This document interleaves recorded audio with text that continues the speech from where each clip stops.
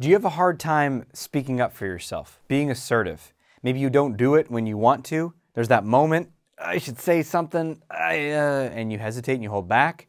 Or maybe you do occasionally speak up, but it's kind of like a weak, floppy noodle experience, and they don't seem to be affected. You don't get the results that you want, and you're frustrated for whatever reason because of a challenge with assertiveness. Then watch this episode because you're going to learn how to be assertive now.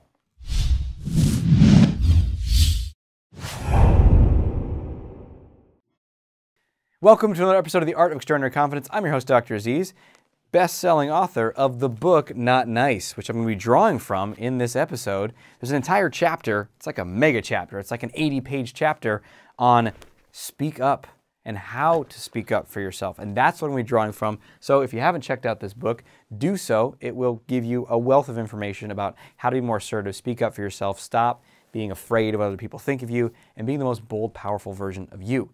So, assertiveness. Here's the thing. You probably know when you need to do more of it. You know because you feel frustrated, you feel resentful. There's a reoccurring pattern with a housemate or a colleague or a coworker or a friend or a partner or in your love life where it annoys you, it bothers you, it's uncomfortable, you feel irritated or frustrated. Because when we don't assert ourselves, it often emerges as resentment and frustration, irritation, and desire to get away from that person. But sometimes you can't get away from them, especially if you live with them or you work with them. So you got to speak up for yourself. So that's the first thing, is to acknowledge when something is bothering me, instead of trying to stuff it down or trying to say, well, I should be more tolerant. Oh, hey, everyone does that, or everyone this, or you can't have it all, or whatever stories you tell yourself. Instead, say, yeah, I don't like it. Maybe this is an opportunity to be assertive. In fact, be on the lookout with yourself, because you probably have a lot of patterns that keep you silent. Comes from your nice person conditioning, which I talk about in the book as well. So you're going to want to start to notice when that urge to speak up arises. The next thing you need to do is speak up. I know. And in the book I talk about our biggest fears around it, and imagine they're going to get upset with us, and it's not going to go well, and it's going to be awful, it's going to make things worse. And you need to upgrade your map of relationships and realize that actually speaking up is healthy, and it builds stronger bonds, and it's essential for ongoing relationships. If you want to have a long sustained relationship, and this includes business relationship, friendship, romantic relationship, and you don't have any conflict, any disagreement, any times where you need to speak up about something that's bothering you, then that relationship is either distant or doomed. There is no way it can be a strong, thriving relationship. So we have to speak up for ourselves, and we have to stop avoiding that conflict. Now, how do we actually speak up for ourselves? Well, here's a quick summary for you can start using today.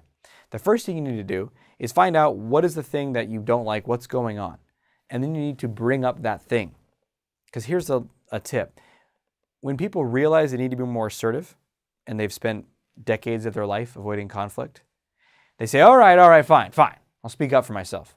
Let me figure out exactly the right way to be assertive and know the exact wording and plan out the conversation 87 times in my head and deliver it perfectly. And then it's going to be such a smooth, perfect interaction that they're going to say, oh my God, I'm so sorry, I didn't realize, and let me change my ways. And then it's going to be perfect afterwards. And there was really no actual conflict. Like there was no upset, there was no frustration, there was no negative feelings. So we're trying to have the conversation and still avoid the conflict. That is not going to work. You need to speak directly to the issue. You need to confront the issue and solve the problem. So bring up the thing, the specific thing. But here's the way you do it that's most effective. Instead of, let's say they said they were going to send you something via email. This is a work situation. They're going to get you some document, do something, some part of their version of their end of the workload, the project, and they don't do it. Right? Another example is maybe someone in your house, your partner, someone you're living with, does something that they leave a mess in the kitchen or whatever. So these are just hypothetical examples: family or house and work situation. What you need to do is you need to bring up the exact thing, and then do this with a tone, though, instead of an accusatory tone, like, what the fuck is going on in the kitchen, man? Gee, God, right? It's not going to go so well. You bring it up with curiosity. And the magic phrase for this, which I share in the book, is, I noticed. I noticed. Hey, I noticed that the kitchen was, there's a lot of dishes everywhere. It's kind of a mess in there. Hey, I noticed that I checked my email. I didn't see an email from you yesterday. Right? So there's the thing. I noticed, speak directly to the issue. As neutral as you can, that first go around. Then wait and see. I mean, and if there's more detail, like you guys already had a pre-existing agreement that they broke, like, hey, I noticed I didn't get that email yesterday. We talked about that on Monday, and you told me that you were going to get it to me by Wednesday. Right? So again, it's neutral. You're just describing the situation. And then be quiet. This is the hardest part. We want to either launch into our reason why they're bad, or we want to apologize, or say a bunch of weird qualifiers like, I know I'm being demanding, I'm sorry. Blah. Just quiet, hold it, and let them speak. See what they say. You're gathering information. Because a lot of the time in a situation where we're pissed off or something's bothering us, we don't have all the data, we don't have all the information. So we want to find out more. So bring it up, and your purpose is to like have an actual conversation where you might learn something, or you might find out what's going on with them. Well, why did maybe they left the kitchen a mess because, you know, this happens a lot with me and my wife Candace. You know, I already know this by now why the kitchen would be a mess is because there's something going on with our two little boys. So she's like, you know, doing the best she can to manage these two ruffians, these hooligans. And so, yeah, she didn't get to the kitchen, right?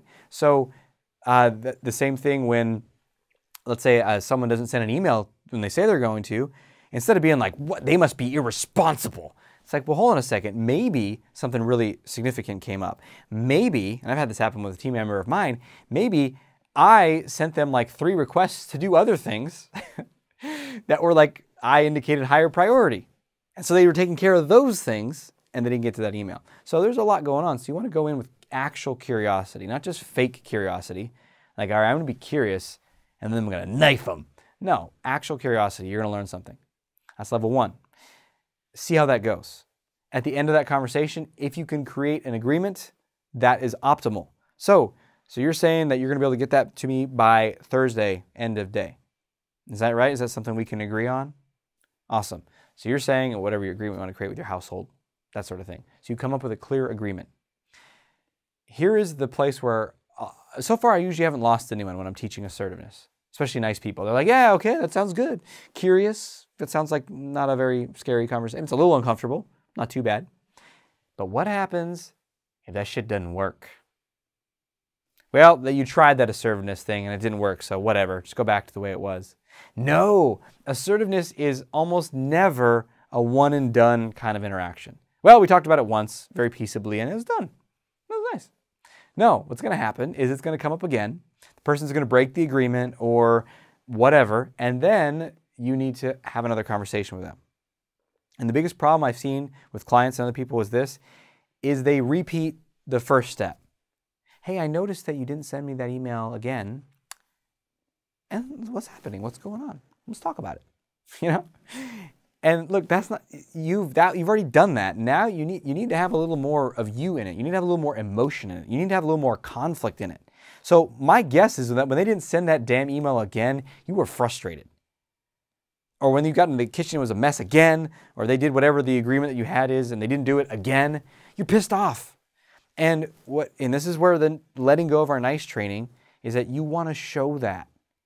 You can show frustration. You can show irritation. Not only can you, but when you do, it's actually more impactful. It gets through to the other person. They're like, oh shit, she means business, right?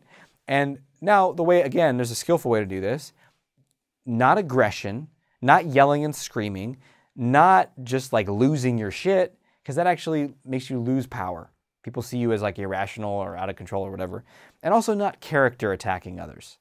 You are a lazy slob. You're this. You are irresponsible. You can't handle stuff. You. And whenever you're saying you in a sort of a blaming or criticizing way, it's not going to go well. So what we want to do is use I language. I'm frustrated right now. When I see the kitchen like this, I get frustrated.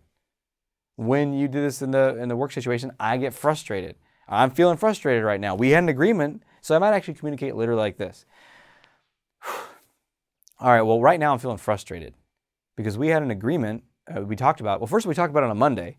Then I talked about it with you again on Wednesday, and we got clarity as to why you didn't give me that thing. And now we agreed on Thursday, end of day, and now it's Friday, and I don't still have it. And this is frustrating for me because I need to do X, Y, and Z, and I can't until I get that from you.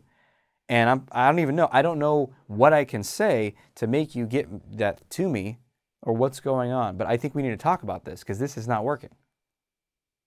I might say something in that exact tone, that exact language, everything. And notice how that sounds. It's firm, it's strong, there's frustration in it, there's directness in it, but I'm not like attacking the other person, right? I'm not being aggressive towards them. And that's one of the distinctions between assertiveness and aggression. Okay, great. Now though, what happens if it still doesn't work? If they're like, oh yeah, no, totally my mistake. Yeah, I'll get you that thing. Definitely end of day today, end of day Friday. You'll get it. I swear I got you. And then they don't. What do? Well, the next level of assertiveness is there's got to be some consequence.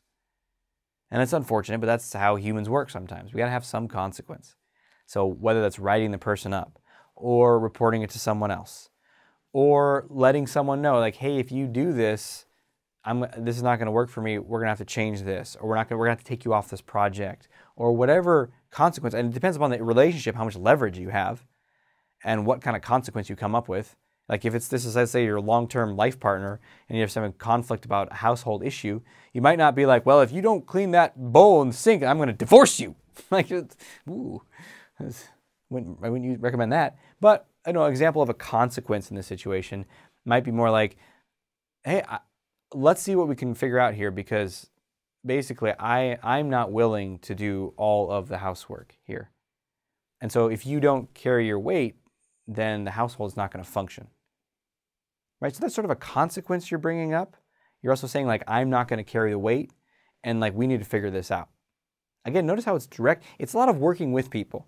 Sometimes people think assertiveness is like kicking down the door and being like, all right, now I'm here to lay down the law. You do this and you do that. It's like, look, no matter how good you get at assertiveness, you still don't have control over other humans. You can't make them do things. Best thing you can do is try to relate to them, connect with them, and influence them. So these are some very powerful strategies and tips on how to do this. Of course, check out my book, Not Nice. If you want to go further with this, you can get it on Amazon, Audible, Kindle, all the good stuff. And subscribe to this video, and also share your comments below.